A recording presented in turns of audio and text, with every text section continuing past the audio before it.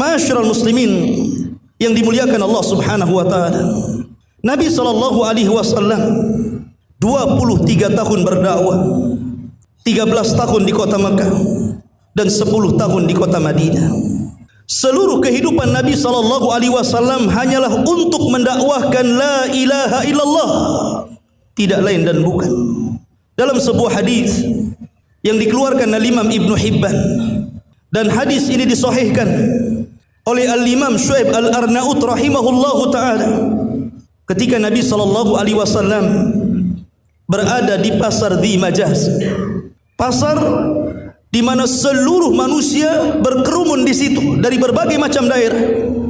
Nabi sallallahu alaihi wasallam senantiasa mendatangi keramaian orang, kemudian mengatakan qulu la ilaha illallah tuflihu. Katakan wahai manusia, tidak ada sesembahan yang berhak disembah kecuali Allah Subhanahu wa taala, maka kalian akan beruntung. Abu Jahal adalah Fir'aunnya umat ini. Tidak terima dengan seruan Nabi sallallahu alaihi wasallam, sehingga terkadang dia melempari Rasul sallallahu alaihi wasallam dari belakang dengan batu. Kemudian mengatakan kepada manusia di sekitarnya, la yaghurrannakum bihadza innama arada litatruku alihatakum wa tatrukul Lata wal Uzza. Janganlah kalian terperdaya dengan orang ini, maksudnya Nabi sallallahu alaihi wasallam. Orang ini hanya sekedar ingin supaya kalian meninggalkan sesembahan-sesembahan kalian atau meninggalkan Lata dan Uzza. Tapi Nabi sallallahu alaihi wasallam sama sekali tidak melirik Abu Jahal. Begitulah Nabi sallallahu alaihi wasallam menghabiskan waktunya untuk la ilaha illallah. Walaupun tantangan, rintangan, cacian, makian, bahkan usaha untuk melakukan pembunuhan dan berakhir dengan pengusiran Nabi sallallahu alaihi wasallam dari Mekah dan hijrah ke Madinah, itu tidak lain dan bukan karena la ilaha illallah. Walaqad ba'athna fi kulli ummatir rasulan an i'budullaha wajtanibut taghut. Dan tidaklah kami utus kepada setiap umat ini para rasul kecuali dakwah mereka adalah la ilaha illallah, sembahlah Allah dan jauhi sesembahan selain daripada Allah Subhanahu wa taala alias taghut. Ma'asyiral muslimin yang dimuliakan Allah Subhanahu wa taala, kalimat la ilaha illallah adalah kalimat kebahagiaan kita di dunia, dan kalimat itu pula yang harusnya kita akhiri menjelang meninggal kita. Letakkan kalimat itu dalam dada kita. Qul inna salati wa nusuki wa mahyaya wa mamati lillahi rabbil alamin. Katakan salatku, penyembelihanku dan seluruh hidupku serta matiku diserahkan untuk la ilaha illallah. Ma'asyiral muslimin yang dimuliakan Allah Subhanahu wa taala, disebutkan dalam sebuah riwayat tentang kisah Kalimur Rahman Musa alaihi salatu wassalam, ketika dia datang menghadap Rabbnya, kemudian dia mengatakan, ya Rabb, allimni syai'an adhkuruka wa ad'uka bih. Wahai Rabb, ajarkan kepadaku satu kalimat yang dengan kalimat itu aku bisa mengingat kamu, yang dengan kalimat itu aku akan senantiasa berdoa kepadamu. Maka Allah Subhanahu wa taala mengatakan, qul ya Musa la ilaha illallah. Katakan wahai Musa kalimat la ilaha illallah. Maka Musa pun mengatakan, ya Rabb, kullu ibadika yaquluna hadza. Wahai Rabb, seluruh manusia mengucapkan kalimat itu, aku ingin yang lainnya. Tapi Allah Subhanahu wa taala tetap mengatakan, ya Musa qul la ilaha illallah. Wahai Musa, katakan la ilaha illallah. Kemudian Allah Subhanahu wa taala memberikan alasannya. Allah berfirman, ya Musa, lau anna as-samawati sab'i wa amirahun wal aradina sab'i wa amirahun fi kaffatin wa la ilaha illallah fi kaffatin la rajahat bihinna la ilaha illallah. Wahai Musa, kalaulah langit dan 7 lapisnya bersama para penghuninya, dan bumi bersama 7 lapisnya dan para penghuninya itu diletakkan di satu neraca timbangan, kemudian la ilaha illallah diletakkan di neraca timbangan satunya, la rajahat bihinna la ilaha illallah, tentu la ilaha illallah jauh lebih berat dibandingkan beratnya langit dan bumi. Subhanallah, kalimat ini bukan kalimat biasa. Kalimat ini lebih berat dibandingkan langit dan bumi. Nabi SAW pernah menggambarkan dalam sebuah riwayat, walaupun sebagian para ulama mengatakan fihi nazar, bahwa jarak langit pertama ke langit kedua itu 500 tahun perjalanan. Langit kedua, ketiga juga sama, langit ketiga, keempat juga sama, dan begitu seterusnya. Dan setiap 4 jari di langit itu ada malaikat yang sujud sampai kiamat, ada yang ruku sampai kiamat, ada yang bertasbih sampai kiamat, dan tidak ada yang tahu jumlah malaikat kecuali Allah Subhanahu wa taala. La ya'lamu jununa rabbih illahu. Tidak ada yang tahu tentara Allah itu berapa jumlahnya. Artinya bahwa langit itu adalah tempat yang sangat suci. Tidak ada di langit tempat maksiat, karena seluruhnya adalah para malaikat, dan mereka adalah makhluk yang senantiasa berdoa kepada Allah dan beribadah hanya kepadanya. Begitu juga bumi. Para nabi dan rasul ada di bumi, termasuk Rasul kita Muhammad sallallahu alaihi wasallam juga ada di bumi.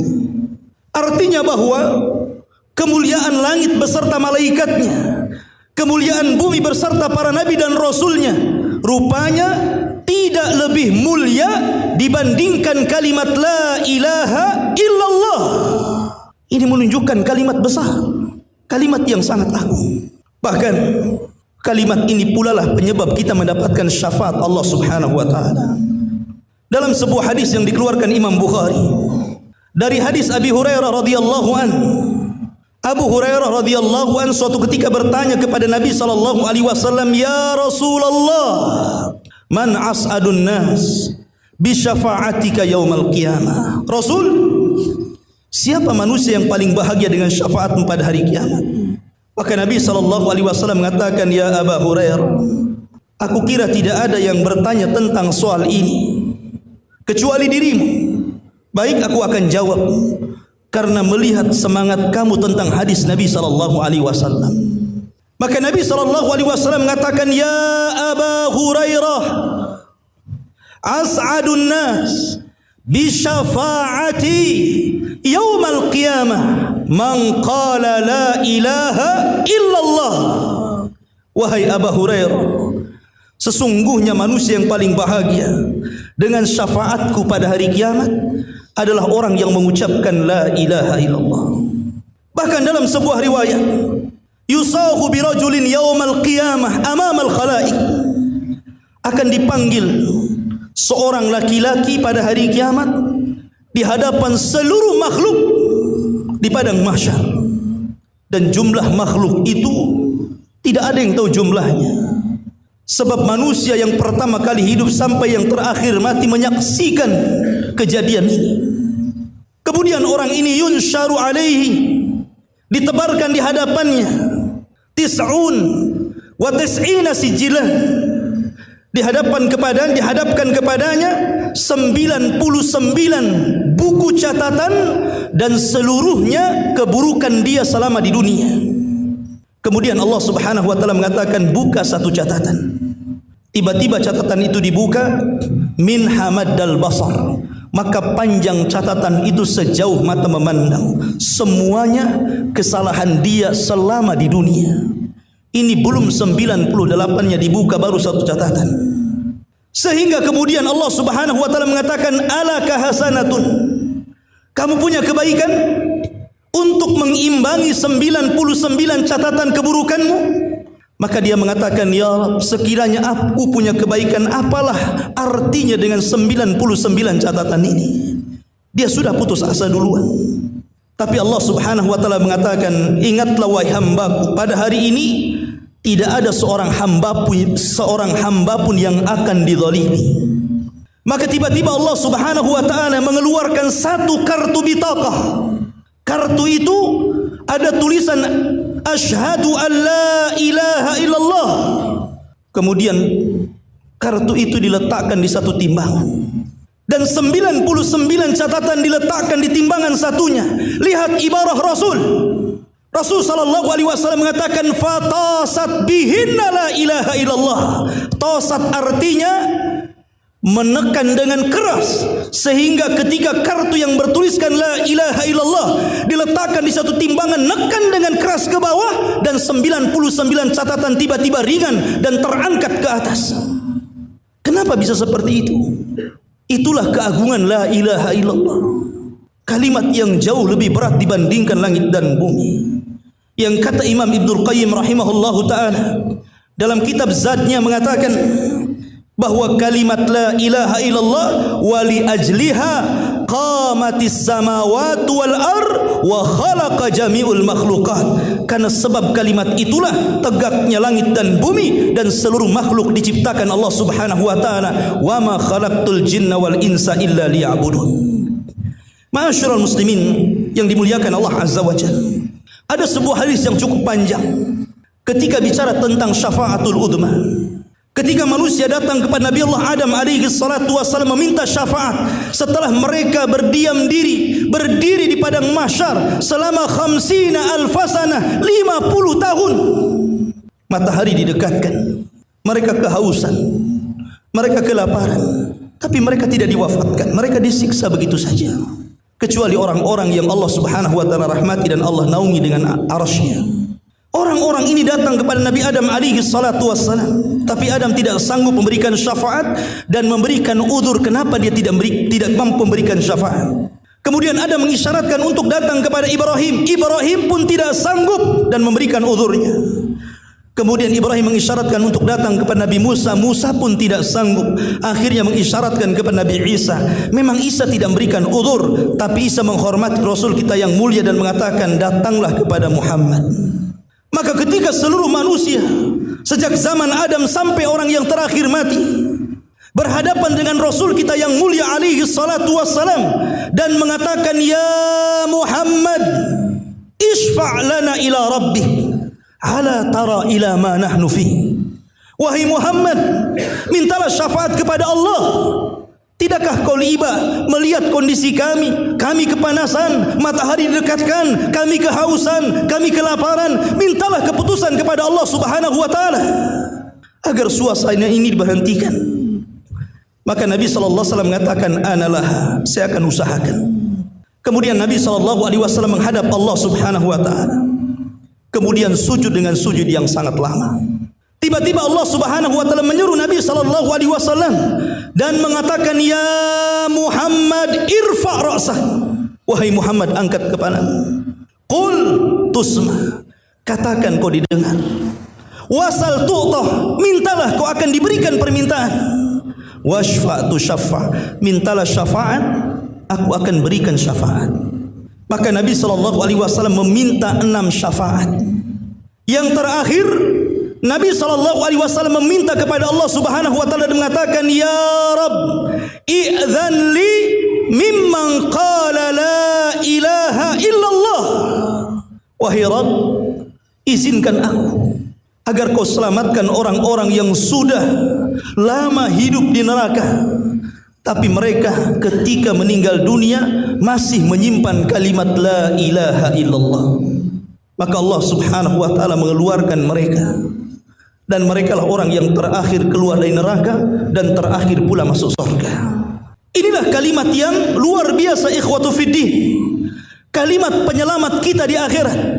Bahkan di dunia sekalipun kalimat ini menjaga darah kita, karena darah kaum muslimin itu ada harganya.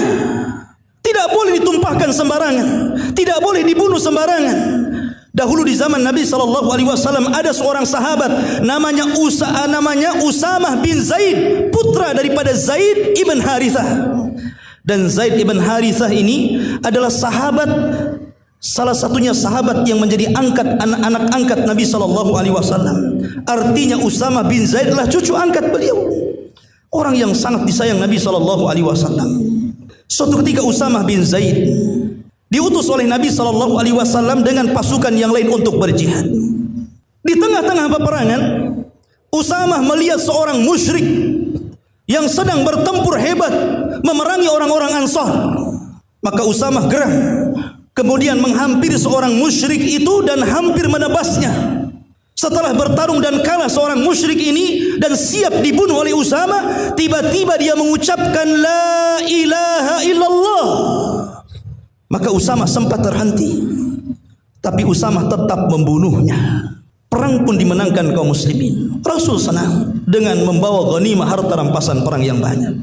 Tapi ada yang mengganjal di hati Nabi SAW tentang perbuatan Usamah.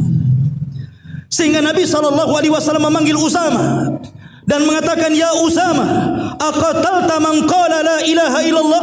Wahai Usamah, apakah engkau telah membunuh orang yang mengucapkan kalimat la ilaha illallah? Kata Usamah, na'am ya Rasulullah, ya. Maka Rasul mengatakan, walima ya Usamah, kenapa wahai Usamah? Kenapa kau bunuh orang yang mengucapkan kalimat la ilaha illallah? Maka Usamah membela diri dan mengatakan, qataltuhu ya Rasulullah li'annahu khaufan min suyufi, li'annahu khaufan min sayfi wa firaran minal mauti. Wahai Rasul, aku membunuhnya karena dia mengucapkan kalimat itu boleh jadi karena takut kematian atau menghindar dari kematian. Maka aku tetap membunuhnya. Boleh jadi itu siasat perang saja. Tapi Nabi SAW tidak pernah melihat batin manusia. Nabi hanya melihat dohir manusia. Rasul mengatakan, ya Usamah, afala syaqqaqta an qalbi? Wahai Usamah, sudah kau belah dadanya hatta ta'lama aqalaha lillahi aw li ghairillah? Apakah dia mengucapkannya karena Allah atau bukan karena Allah? Maka Usamah merasa menyesal. Rupanya Nabi SAW menghukumi secara zahir, maknanya Usamah telah membunuh seorang muslim karena dia telah mengucapkan la ilaha illallah. Maka dia merasa bersalah dan mengatakan, istaghfirli ya Rasulullah, ampuni aku wahai Rasul, maafkan aku wahai Rasul. Tapi Nabi SAW sangat marah dan mengatakan, ya Usamah, madza tasna bila ilaha illallah? Madza tasna bila ilaha illallah? Apa yang akan kau lakukan dengan kalimat la ilaha illallah? Idza ja'atka yaumal qiyamah tuhaju 'alaika sahibuha.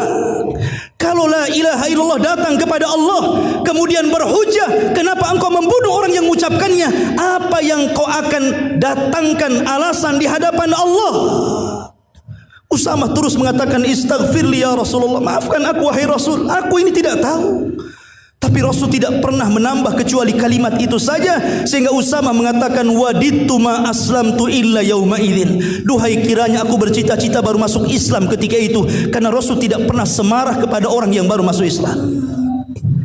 Lihatlah ma'asyiral muslimin, Nabi SAW membela musyrik yang mati di peperangan dan sudah memerangi orang-orang muslim hanya ketika hendak dibunuh mengucapkan kalimat la ilaha illallah, menunjukkan bahwa darah orang yang mengucapkan kalimat ini sangat mahal harganya.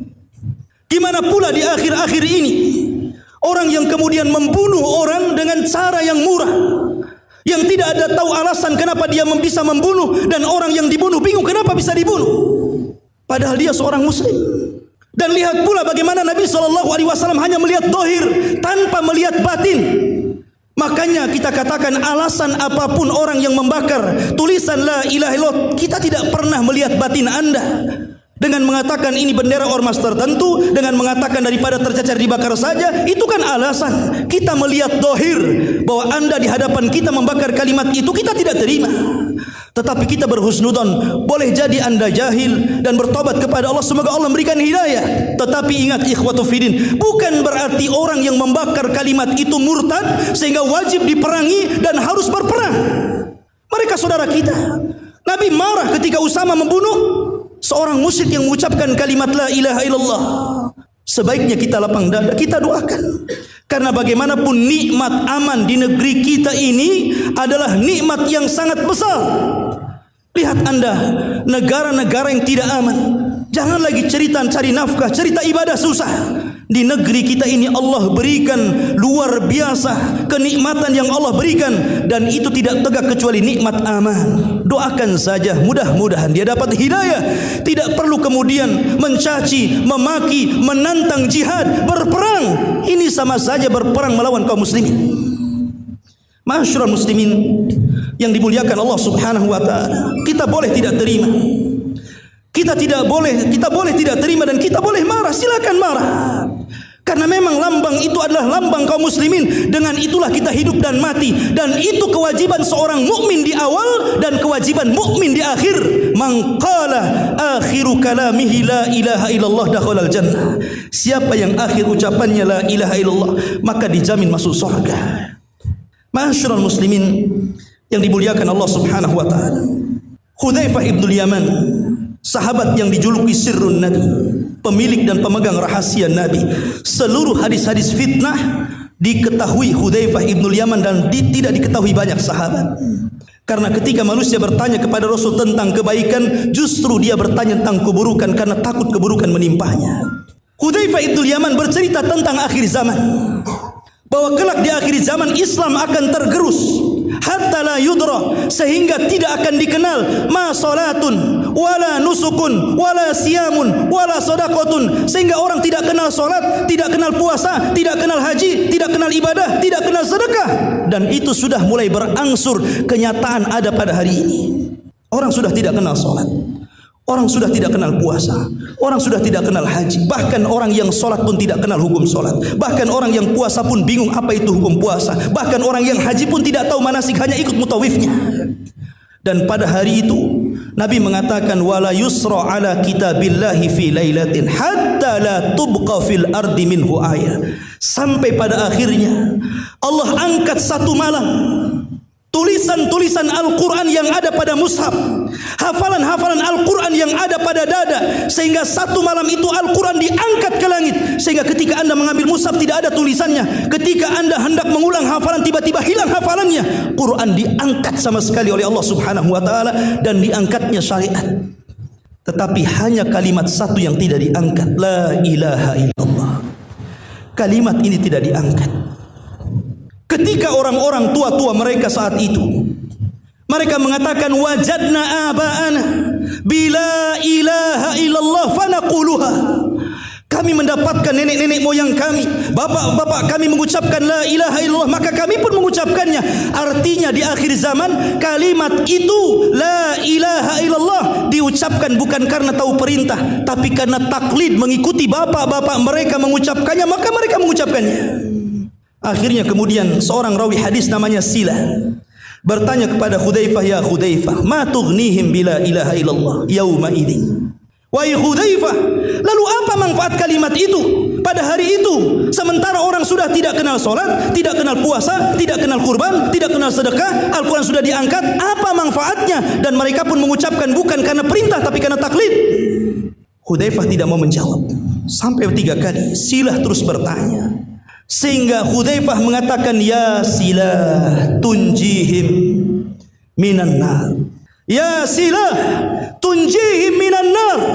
Wahai Silah, sesungguhnya orang yang mengucapkan kalimat la ilaha illallah di akhir zaman tetap bisa menyelamatkan mereka dari api neraka. Lihat keistimewaan, ketinggian, kebesaran, keagungan la ilaha illallah. Maka jangan pernah remehkan kalimat ini. Karena kalimat ini satu-satunya kalimat yang hanya bisa diucapkan ketika orang sakaratul maut. Kalimat yang lain tidak mungkin diucapkan manusia saat detik-detik sakaratul maut. Hanya kalimat ini yang bisa diucapkan. Antum ejahkan kepada orang yang sedang sakaratul maut kalimat-kalimat yang lain, dia tidak akan mengikutinya. Tapi kalau anda mengucapkan kalimat la ilaha illallah kepada orang yang sakaratul maut, maka dia bisa mengucapkannya dengan syarat ketika di dunia anda meninggikan kalimat itu, mengagungkan kalimat itu, mengamalkan isi kalimat itu, dan senantiasa tidak pernah meremehkan, menghina, apalagi kemudian merendahkan kalimat la ilaha illallah. Dalam perang Khaybar, Nabi SAW mengutus Abu Bakar untuk meruntuhkan benteng Khaybar, tapi tidak berhasil. Kemudian Nabi mengutus sahabat yang lainnya untuk menghancurkan benteng Khaybar, juga tidak berhasil.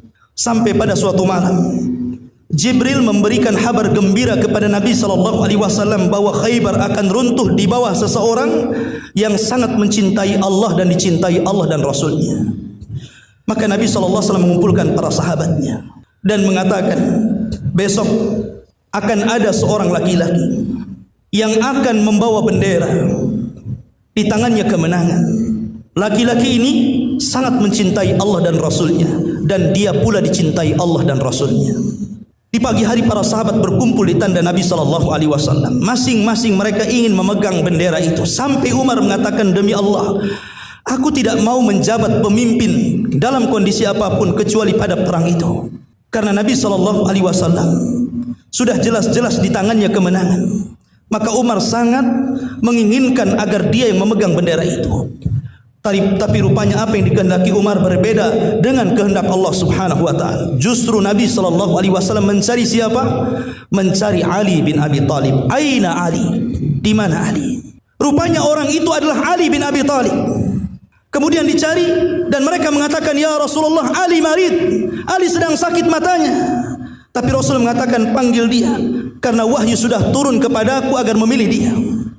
Akhirnya kemudian Ali pun dibopong kepada Nabi SAW. Kemudian Rasul mengobati penyakit matanya dengan ludahnya. Kemudian keesokan harinya pasukan sudah siap hendak bertempur. Salah satu wasiat kepada Ali radhiyallahu anhu mengatakan, ya Ali, jalanlah pelan-pelan menuju musuh. Hatta idza nazalta ala sahatihim, kalau engkau sudah berjumpa berhadap-hadapan dengan musuhmu, di hadapan musuhmu sudah ada dan kau siap bertempur dengan mereka, ajaklah mereka kepada kalimat la ilaha illallah. Nabi SAW memerintahkan Ali untuk mengajak mereka kepada kalimat itu sebelum bertempur. Makanya Nabi SAW mengatakan, umirtu an uqatilan nas hatta yashhadu an la ilaha illallah. Aku diperintahkan untuk memerangi manusia oleh Allah sampai mereka mengucapkan kalimat la ilaha illallah.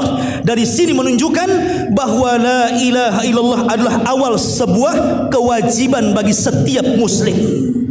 Karena itulah yang bisa menenangkan hati kita, ya Allah. Kalimat itulah yang menenangkan hati kita di dunia. Bagaimana kita katakan kalimat itu yang menenangkan? Kalau anda mencari kebahagiaan, ketenangan di luar kalimat la ilaha illallah, sampai kiamat anda tidak akan mendapatkan kebahagiaan dan ketenangan dalam hati. Karena kalimat itulah yang menenangkan kita. Karena rizki semua datang dari Allah. Nikmat semua datang dari Allah. Musibah semua datang dari Allah. Yang mengangkat musibah juga Allah. Yang memberikan kesehatan juga Allah. Yang memberikan ketenangan juga Allah. Yang memberikan segala sesuatu kenikmatan dunia adalah Allah. Dan itu ada pada kalimat la ilaha illallah. Tidak ada yang memberikan rezeki kecuali Allah. Tidak ada yang menghidupkan kita kecuali Allah. Tidak ada yang mewafatkan kita kecuali Allah. Tidak ada yang memberikan seluruh nikmat, kesenangan, kebahagiaan, jodoh dan yang lainnya kecuali Allah Subhanahu wa taala. Maka agungkan kalimat ini. Jangan pernah anda remehkan. Ma'asyiral muslimin, makanya secara umum kita mungkin tidak terima dengan pembakaran itu, tetapi walaupun demikian kita harus tetap menjaga keamanan negeri ini. Kita harus menciptakan kedamaian pada negeri ini. Karena kita ini mayoritas muslim. Yang melakukan itu juga seorang muslim. Ya memang kita salahkan itu. Dan kita nasihati lewat mimbar-mimbar. Tapi kemudian kalau kita lihat komentar-komentar di YouTube, ada yang memegang pedang, siap jihad, ada yang mencaci, memaki. Ini bukan dari Islam.